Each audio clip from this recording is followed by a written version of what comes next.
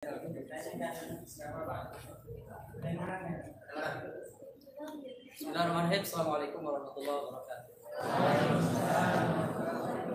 Alhamdulillahi wa kafa wa salawatuhu wa salamuhu ala nabiyil mustafa wa ala alihi wa ashabihi ahli sidqi wal wafa ma ba'd. Fadilatul kiram muhadir fi hadhihi al-muhadharah al-amah Syekh Profesor Dr. Habib Alwi bin Hamid bin Shihabuddin Allah Ta'ala yumiddu umrahu fi sihah wa afiyah wa salamah wa yubarik lahu barakatan syamilah wa yahfazuhu hifdhan kariman mubarakan aina ma kana bi rahmatillah ya arhamar rahimin. Fa ayuha talibat wal asatidah, ini soal al-awwal fi Indonesia tajri al-yawm al-jidal qawi baina al-ulama al-muslimin wa kadha muqalliduhum wa hiya fi ithbati nasabi ba'alawi. Fariqun yathbutu wa yusaddiquhu wa fariqun yadhunnu an adami ithbati nasabi syarif al-ba'alawi.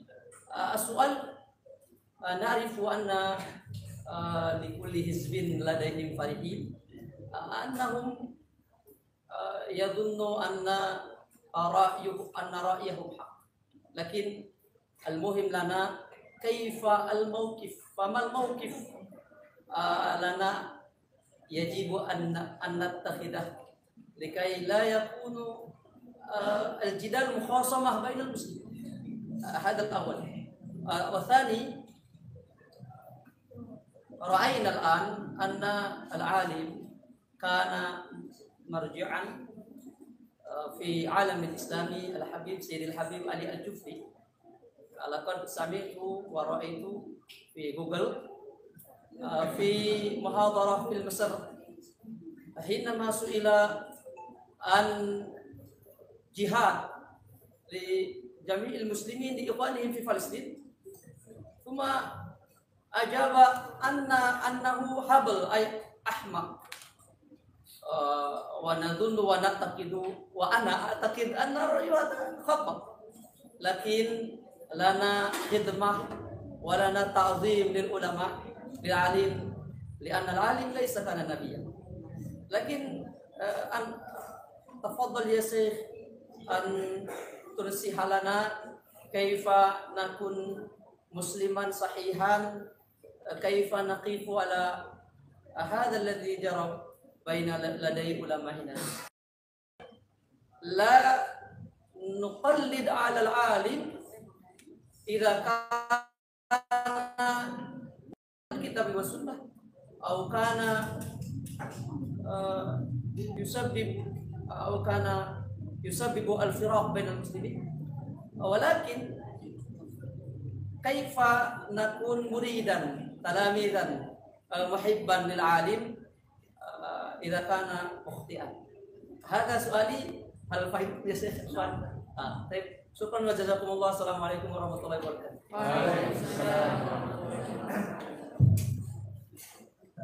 السؤالين كلاهما أخطر من الآخر، ونحن نتحدث مع طلابنا في المعهد، وهذا أبو يزيد أحدهم، لا مساحة بين الأستاذ وطالبه أبدا.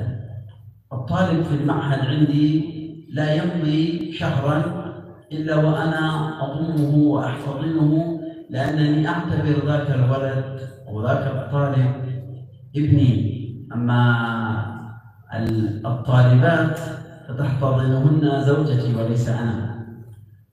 Beliau berpendapat dari soal yang diungkapkan sama Ustaz tadi ada dua soal. Soal yang pertama menanyakan bagaimana situasi sikap kita terhadap perdebatan yang sangat parah ini yang terjadi di Indonesia ini tentang perdebatan daripada nasab al-ba'alawi. Bagaimana sikap kita? Kemudian yang kedua, bagaimana sikap kita terhadap pernyataan daripada Sayyid Ali al-Jufri ketika beliau memberikan fatwa di Mesir seperti itu. Sehingga beliau menjawab bahwasanya dua soal yang dilemparkan sama Ustaz tadi ini soal yang sangat bahaya daripada pertanyaan-pertanyaan lain.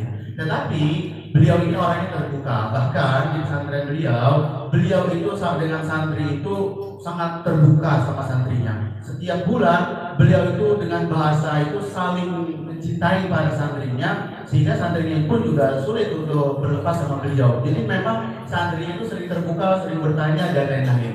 Dan juga beliau memiliki santriwati, tetapi beda dekatnya beliau dengan santriwan, beda dengan santriwati. Santriwati nanti diatur dengan keluarga beliau dari istri beliau.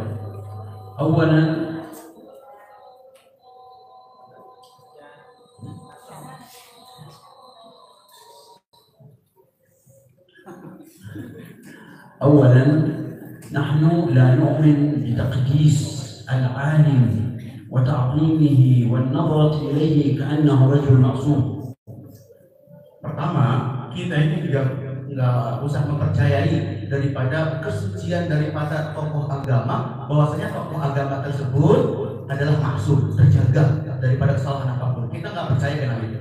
ونحن نشاهد في إندونيسيا تعظيما مبالغا حتى يقولوا كن بين أستاذك كالميت بين يدي المغتسل وهذا لا يعجبنا. Bahkan beliau menemui di Indonesia ini santriwati mereka berlebihan dalam menghormati gurunya. Bahkan mereka terdoktrin dengan perkataan seorang murid itu harus seperti seorang mayit ketika dimandikan. Maksudnya harus taat dalam segi apapun. ونحن نؤمن ونعلم طلابنا أن الدين ليس قال الأستاذ أو قال النووي أو قال الشافعي أو قال فلان، بل الدين قال الله قال رسول. Bahkan beliau mengajarkan kepada santri-santrinya bahwasanya agama itu, syariat itu bukan qala Syafi'i, bukan qala Nawawi, bukan qala fulan, bukan qala ulama ini, tetapi qala Allah dan qala Rasuluh. ثالثا إذا أنا أي مسلم اختلف مع أخيه المسلم إن كانت المسألة فيها أكثر من رأي فلا بأس أن نختلف ويحتفظ كل منا برأيه، ولكن إذا كانت المسألة لا تحتمل فلا نسكت على الباطل أبدا. Yang ketiga, kalau misalkan ada permasalahan yang dimana di sini permasalahan tersebut banyak para ulama berikhtilaf, ya silahkan, karena semuanya akan ditanggungjawabkan dari apa yang mereka pilih sendiri. Tetapi jangan sampai perbedaan tersebut dibuat menjadi yang sangat berat, dibebankan kepada dia, sehingga dia menjadi jadi orang yang apa ya bahasanya.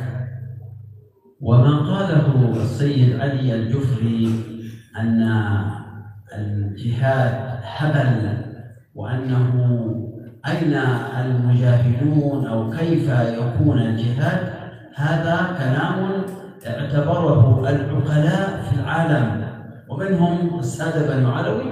هذا خطأ لا يغتفر أبدا فهو مردود. Adapun yang disampaikan dalam fatwa Sayyid Habib Ali Zainal Abidin Sayyid Ali Al-Jufri di Mesir, yang fatwa beliau tentang jihad tersebut, ini termasuk pernyataan yang salah, dan ulama ini sudah menyatakan hal itu. Bahkan Sayyid Al-Ba'alawi juga menyatakan yang difatwakan sama Sayyid Ali Al-Jufri ini adalah pernyataan yang salah. ولكن لابد أن نعرف أن هناك خلفيات سياسية لكثير من الفتاوى في العالم. Tentunya di sini kita harus mengetahui di sana ada, di belakang tersebut ada hal-hal unsur politik. والسياسيون في العالم يلعبون بأصابع خفية. Bahkan politik dunia ini mereka memainkan sesuatu yang dimana tidak terlihat oleh mata, jadi memainkan di bawah selimut seperti itu. والمسلمون اليوم ينقصهم الوعي والفكر والتمييز بين العالم الذي يفتي لله والعالم الذي يفتي للسلطان.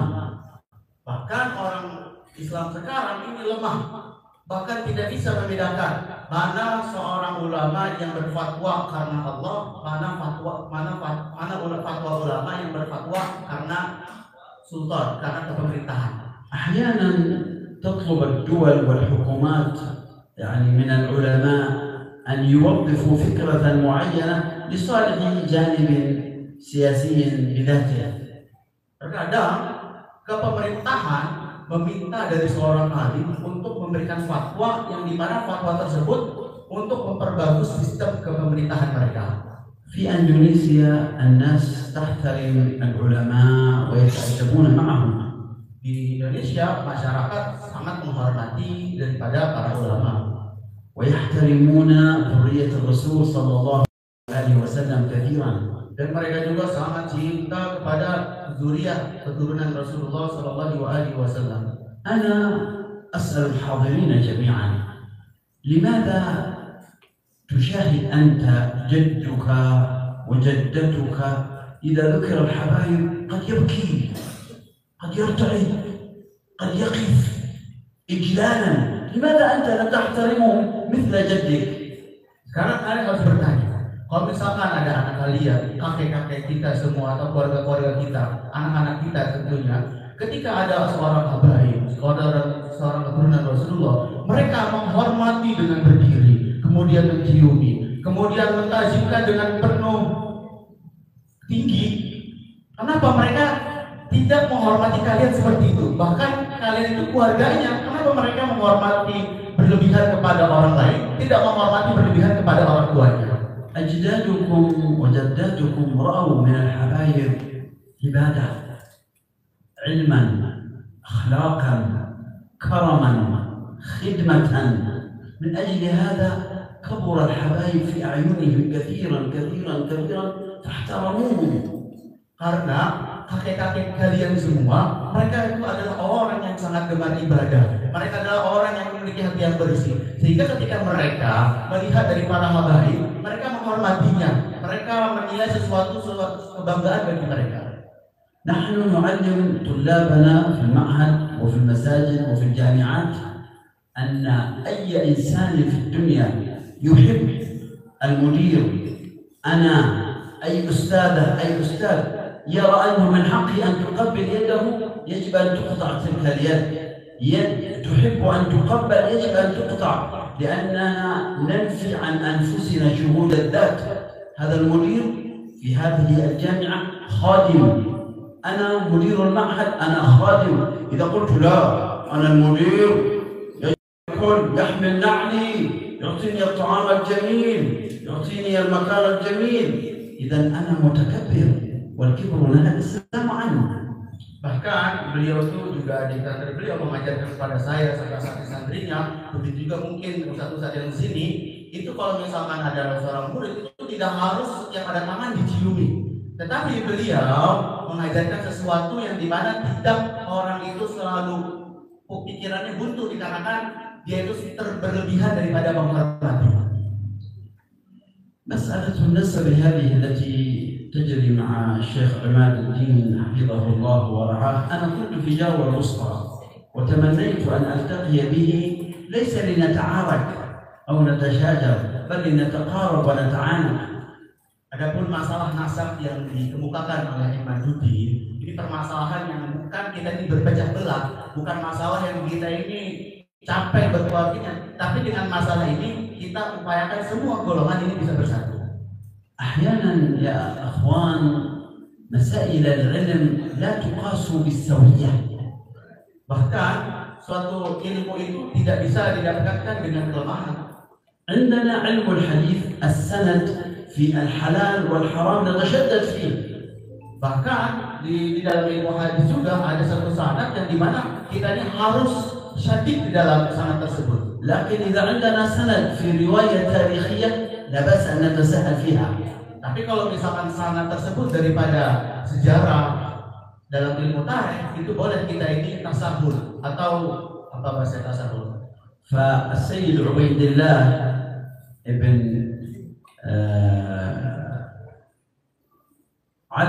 عبيد الله بن المهاجر بن أحمد المهاجر اسمه في كتب الأنساب عبد الله. لكن هو يقول عن نفسه ويسميه من بعده عبيد تواضعا.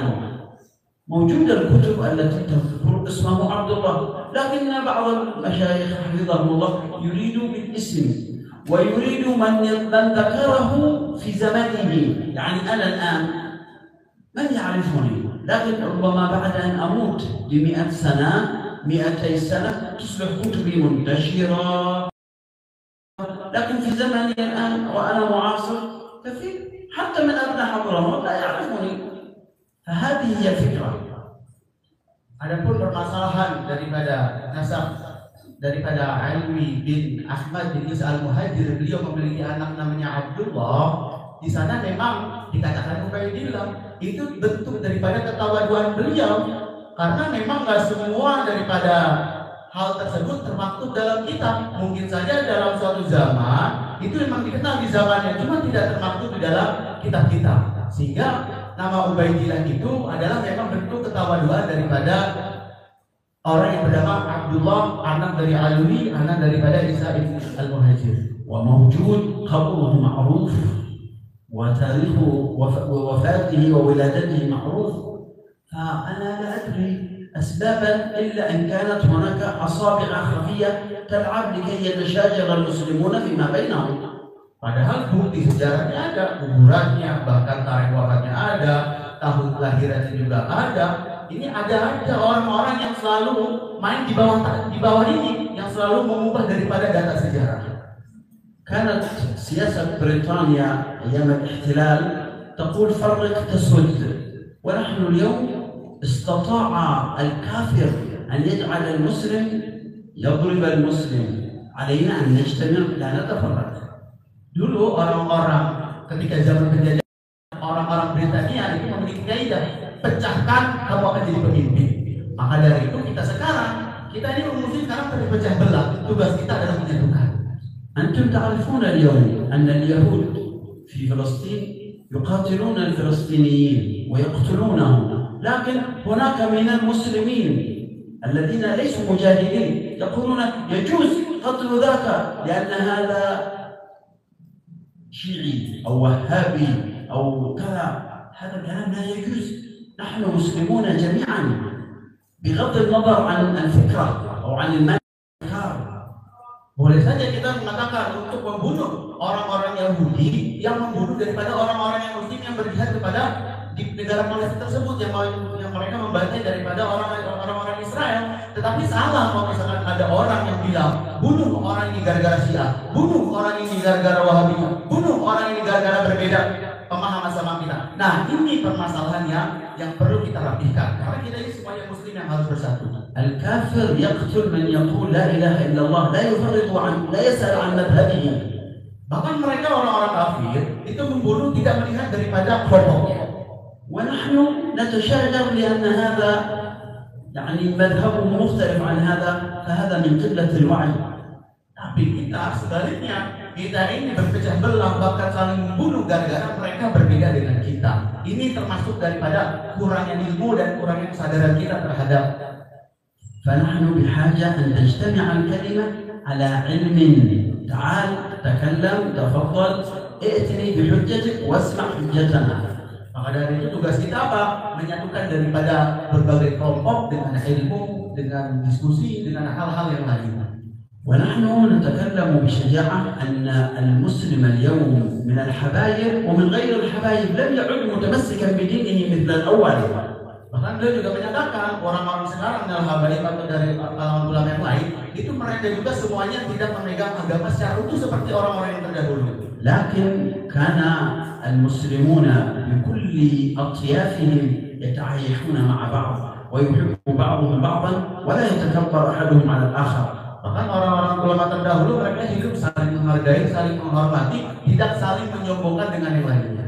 لا يمكن لن تجد في الدنيا لا في أندونيسيا ولا في غيرها أي رجل من الحبايب كلهم شيوخ وحبايب أبدا. شيوخ ليس حبايب. وكذلك القرو والكياهي أساتذته من الأفاضل ومن الحبايب أيضا. فنحن شيء واحد لا يجوز تفرقة المسلمين أبدا. Bahkan kalau kita lihat sekarang, kita cari mau ulama mau habaib itu pasti gurunya itu menyampur. Di habaib ada gurunya yang bukan habaib, yang habaib pun gurunya ada yang bukan habaib, yang kita yang bukan habaib juga kadang guru kita habaib. Jadi semuanya ini saling menyatu, jangan sampai dipisah-pisahkan antara ulama dan habaib. أرجو أن تكون رسالة محبة وجمع للكلمة لا رسالة عراق وقتال وشجار. Perlu kita ini menyampaikan suatu pesan dengan penuh mahabbah, bukan penuh perdebatan, bukan penuh untuk memecahkan daripada berbagai kelompok. فالإسلام دين مودة ومحبة وسلام وليس دين حسد وقتل وكراهية أبدا. Karena agama Islam itu agama yang mawaddah, yaitu saling mencintai, agama yang penuh rahmah, bukan agama yang dimana untuk kita saling kasur, saling berdengki kepada yang lain. أنا اسمي علوي ابن حامد ابن محمد. جدي محمد هذا أمه إندونيسي أصلي من سورابايا. Bahkan kakak beliau namanya Habib Alwi bin Muhammad bin Habib bin Muhammad. Beliau bernama Muhammad ini, ibunya itu orang Surabaya asli. فأنا إندونيسي لا أفتخر بأنني حبيب فقط، أنا أفتخر بأنني مسلم أولا. مسلم أولا، أبي الإسلام لا أبا لي سواه إذا انتسبوا لقيس أو تميم. Bahkan beliau ini adalah orang Indonesia asli. Bahkan beliau bangga bukan karena nasabnya, tapi beliau bangga yang pertama itu karena beliau tuh Islamnya, bukan daripada yang lainnya, nasab atau yang lainnya. أفتخر بإسلامي، أفتخر بعلمي، أفتخر بنسبي، أفتخر بإخوتي وأحبابي فهم كثيرون. Beliau juga bangga dengan ilmunya, bangga dengan turunannya, bangga dengan murid-muridnya, bahkan bangga dengan hal beliau yang miliki. وفي الأخير الفخر الحقيقي هو بتقوى الله. Dan yang terakhir perlu kita ini wajib bangga terhadap kitab Allah. تفضل سؤال آخر. Orang lain perbuat. Satu lagi terakhir. Maju aja, maju.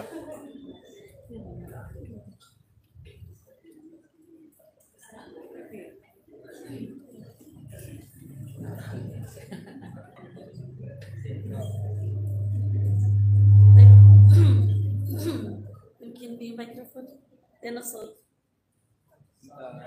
lagi serak suaranya. Nggak nyampe.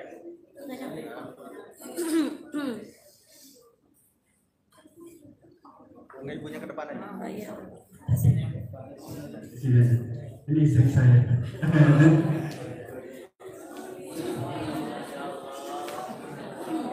الحمد الآن. نعم، بسم الله الرحمن الرحيم. الحمد لله والصلاة والسلام على رسول الله أما بعد.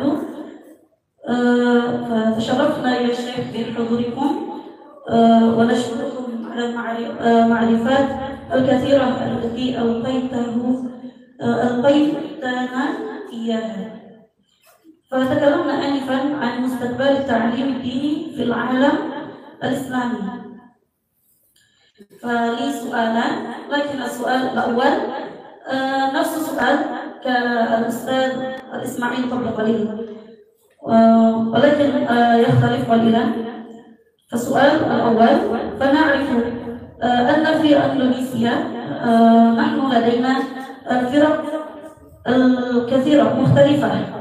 الفرق المختلفة، هناك من يقول أنا سلفي وأنا نحبط العلماء وأنا سني مثلا هكذا وغير ذلك. وكيف نواجه هذه الاختلافات؟ لكن الحمد لله قد أجيب هذا السؤال. والسؤال الثاني، كيف يواجه معهدكم في تعليم هذا؟ سمعنا أنكم عندكم معهد، فدعاء منكم يا شيخ أننا الآن في بناء المعهد كذلك للتحفيظ، وهو مدير في المعهد الآن. فالسؤال، كيف يواجه المعهد التحديات التي تحدث في عصرنا الحالي، وكيف موازنه استخدام الإنترنت في معهدكم هكذا. Syukran. Assalamualaikum warahmatullahi wabarakatuh. Waalaikumsalam warahmatullahi wabarakatuh. نسأل الله سبحانه وتعالى أن يتقبل منا ومنكم إنشاء المعاهد التي نرجو من الله عز وجل أن تكون سببا لزيادة المعرفة ولزيادة العلم، وأن يرزقنا وإياكم الإخلاص في التعليم. أما التحديات التي نواجهها بأن نمنع أولادنا، أنا طلاب معهدي لا أمنعهم من الجوال، أترك الجوال معهم لكننا نراقبهم حتى لا يستخدمه استخداما سيء ولا يؤثر ذلك على التعليم. Tadi disampaikan sebuah pertanyaan dari seorang ibu tadi. Pertanyaan pertama yaitu sesuatu yang sudah dijawab tentang bagaimana di Indonesia ini ada NU, ada Muhammadiyah, ada golongan ini. Tetapi semua itu sudah dijawab. Adapun yang kedua, bagaimana memakai internet di pesantren Nurul Hadis ini. Beliau juga menyampaikan bahwasanya di pesantren beliau juga, di ma'had beliau juga itu diperbolehkan memegang handphone. Tetapi beliau setiap harinya itu memantau. Ketika daras pastinya nggak memegang handphone, ketika di kamar tentunya boleh diperbolehkan untuk memegang handphone. Jadi ada waktu belajar, waktu bermain. الانترنت سلاح ذو حدين يمكن أن تستفيد منه في المعرفة وفي البحث، وهو آلة يعني خطيرة وجذابة وقوية وسريعة، لكن لا نستخدمه في الشر على ذلك. Karena handphone tersebut termasuk alat yang dimana kita bisa mendapatkan sebuah informasi secara cepat. Jadi bisa digunakan pada waktu yang tepat, tidak digunakan pada waktu yang salah. بالنسبة لمعهدكم تحفيظ القرآن الكريم، نحن نستقبل الطلاب والطالبات إلى معهدنا. بالنسبة للبنات لا نشترط سنا معينا، أما الأولاد لابد أن يبلغ 14 سنة، ولا نشترط شهادة، شرطنا فقط تلاوة القرآن الكريم والرغبة في العلم والمعرفة.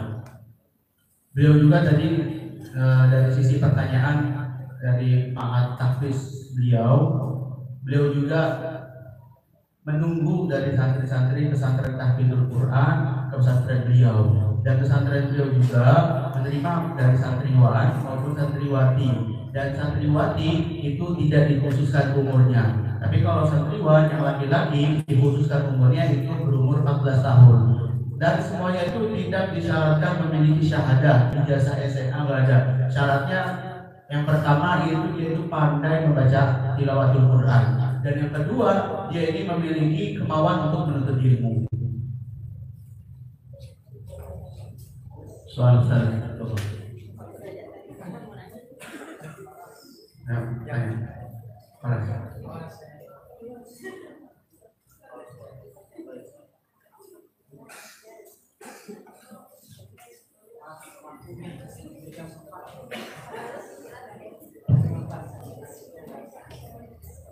Alhamdulillah, terima kasih jazakumullah kepada tentunya guru kita bersama Profesor Dr. Habib Alwi bin Hamid bin Syihabuddin, juga bersama santri beliau penerjemah Abu Yazid ya, atas apa yang beliau sampaikan. Tentunya harapannya adalah mudah-mudahan apa yang beliau sampaikan menjadi bekal ilmu kita semuanya.